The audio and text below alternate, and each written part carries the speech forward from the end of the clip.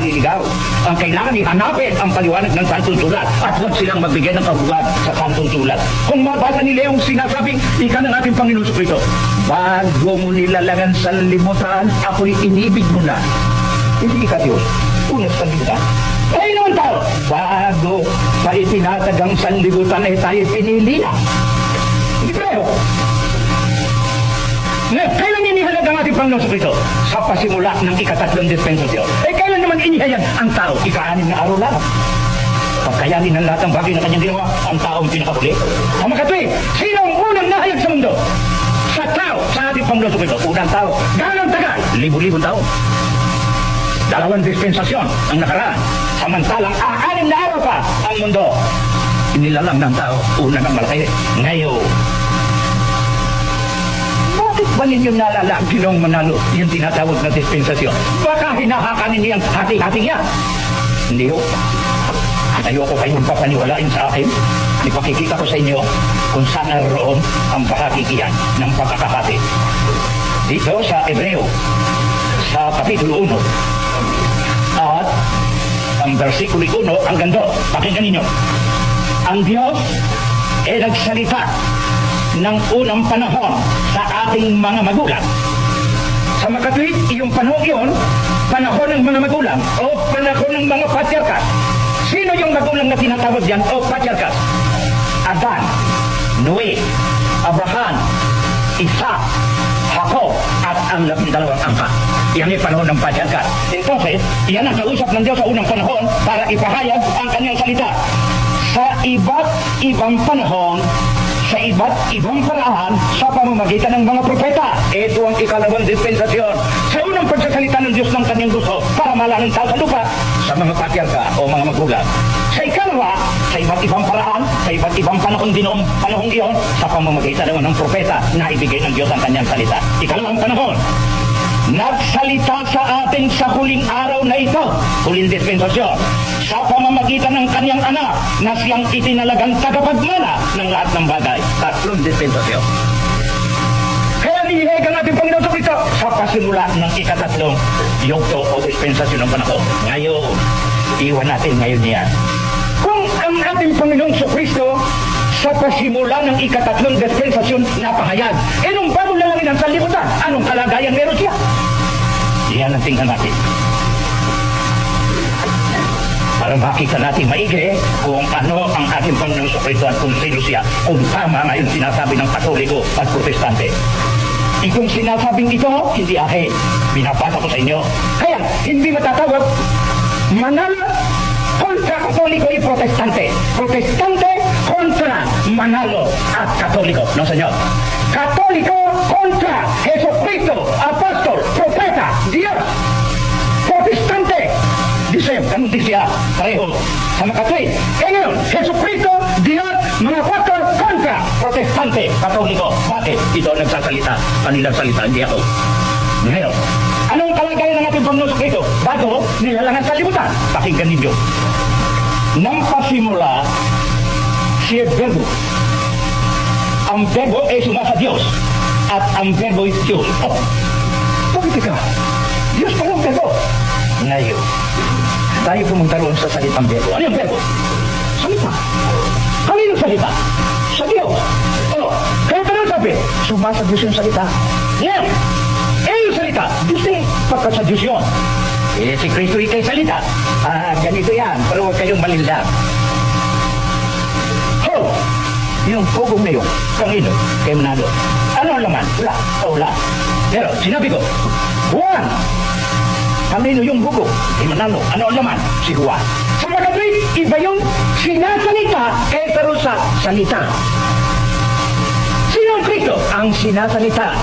Alin ang salita? Yun sa Diyos. Yung Diyos. Yan ang pagkakaiba.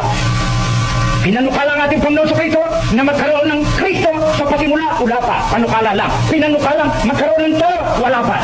Panukala lang. Ngayon, sa makatwid ang tao, sinalita. Ipinahayag. Si Yesu Kristo sa pasimula, bago lalangin, ipinahayag. Pero, ano nagpapahayag? Diyos. Paano nagpapahayag? Sa boses ng Diyos. Yun naman ang boses. Yun ang Kristo. Sa makatwid, anong Kristo noon? Wala pa. Ano? Paano? Pero wala pang kalagayan. Wala pa. Pala. Ngayon. Kailan siya nahayag? Ito, pakinggan ninyo. Nagkatawang tao ang verbo. Sa makatuwid nagkaroon ng laman at buto. Binigyan ng Diyos ng katuparan na mahayag ang kanyang banal at ng mahayag. Ano? Tao. Sino nagsasabi? Ang apostol na si Juan. Sa kanyang pagsulat, nagkatawang tao ika. Ngayon, ang ating Panginoon Jesucristo, anong patuturo sa kanyang sarili? Tingnan natin kung anong patuturo niya. Dito sa Juan, Ebanghelyo ng ating Panginoon Jesucristo, Kapitulo 8, versikulo 40, salita ng ating Panginoon Jesucristo, ang kausap, mga Hudyo. Ganito ang sabi niya, tatapwat ngayon pinagsisikapan ninyo akong patay. Na tao na sa inyo nagsaysay ng katotohanan na aking narinig sa Diyos. Anong patuturo ng ating Panginoon Jesucristo sa kanyang sarili? Tao. Anong sabi ni San Juan? Ang salita na sinalita ng Diyos ay nagkatawang tao, naging tao. Ano naman ang sabi natin Panginoon Jesucristo sa kanyang sarili? Siya ay tao. Bakit di kanyo pinagsisikap ko patay? Kaya ako nagsasalita ng totoo. Ngayon. Ano naman ang pagkakilala ng Diyos sa ating Panginoon Jesucristo nang ipahayag ang ating Panginoon Jesucristo sa lupa? Anong pagkakilala ng Diyos sa Kanya? Pakinggan ninyo. Tingnan ninyo. O anong sabi ng Diyos na dala ni Gabriel? Ganito ang sabi niya. Datapwat samantalang pinag-iisip niya ito, narito ang isang anghel ng Panginoon ay napakita sa kanya sa panaginip na nagsabi, Jose, anak ni David, huwag kang mangamba sa pagtanggap kay Maria na iyong asawa, sapagkat ang kanyang dinadalang tao. Ay sa Espiritu Santo, tanong, anong sabi ng Diyos na dala ng anghel kay Jose?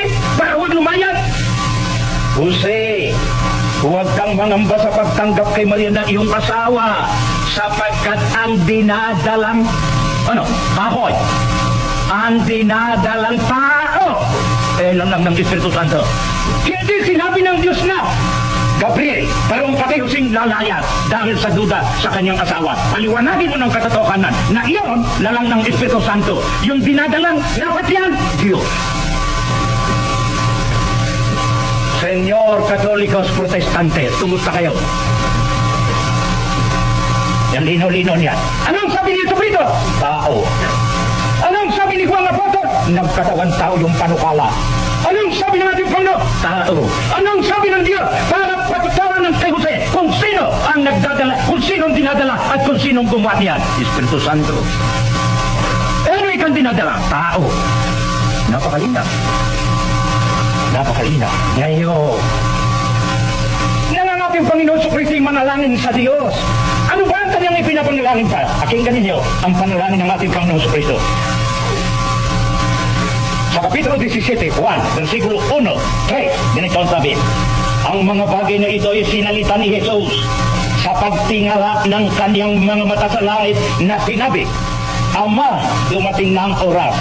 Luwalhatiin mo ang iyong anak upang ikaw ay luwalhatiin ang anak.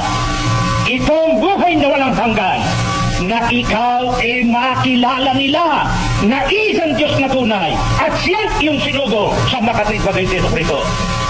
Anong sabi ng ating Panginoon ng nanalangin? Ama, itong buhay na walang hanggan na ikay makilala nila na iisang Diyos na tunay at ang iyong sinugo sa makatwid bagay sa Jesucristo. Linaw. Sa makatwid, ano ang buhay na walang hanggan? Kilalanin mo ang iisang Diyos na tunay ang Ama. Si Jesucristo, sinugo ng Ama. Sinugo ng Ama.